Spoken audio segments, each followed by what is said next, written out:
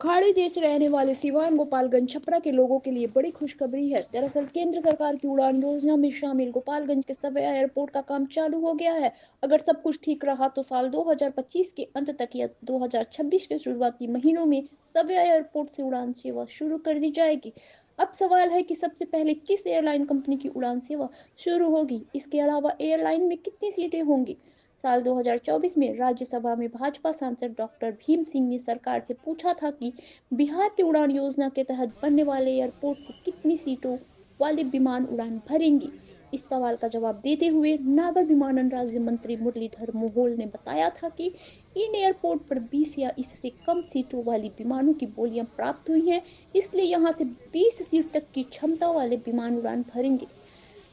अब सवाल है कि कौन सी एयरलाइन कंपनी सबसे पहले उड़ान सेवा शुरू कर सकती है। इसका कोई ठोस जवाब नहीं है, लेकिन दरभंगा एयरपोर्ट या अन्य के पैटर्न को देखें तो इंडिगो या स्पाइस जेट एयरलाइन उड़ान सेवा शुरू कर सकते हैं। इसके अलावा आकाशा और एयर इंडिया की उड़ान सेवा भी शुरू हो सकती है। बता दें कि गोपालगंज के सवैया एयरपोर्ट की बाउंड्री का काम चल रहा है। इस एयरपोर्ट की बाउंड्री का काम शुरू होने के साथ ही लोगों में यह उम्मीद जग गई है कि जल्द ही यहां से हवाई सेवा शुरू हो जाएगी। गोपालगंज सांसद आलोक सुमन ने कहा कि रक्षा मंत्रालय ने एयरपोर्ट की जमीन की बाउंड्री के लिए 4,09,12,000 रुपए की राशि स्वीकृत की है। पहले फेज में जमीन की घेराबंदी पहले फेज में जमीन की घेराबंदी पूरी की जाएगी। इसके बाद रनवे की मरम्मती का कार्य शुरू किया जाएगा। जून के पहले इस कार्य का पूरा कर लेने का लक्ष्य रखा गया है। इसके लिए 3,62,73,000 रुपए आवंटित किया गया है। 11 किलोमीटर की परिधि में 4 दीवारी का निर्माण होना है। बता दें कि गोपालगंज व सिवान के 1.5 लाख से अधिक लोग विदेशों में रह रहे हैं। यहाँ से नजदीक गोरखपुर एयरफोर्स का यूनिट है। इनमें से खाड़ी देशों के Muscat, Oman, Saudi, Iran, Bahrain, Dubai जाते हैं।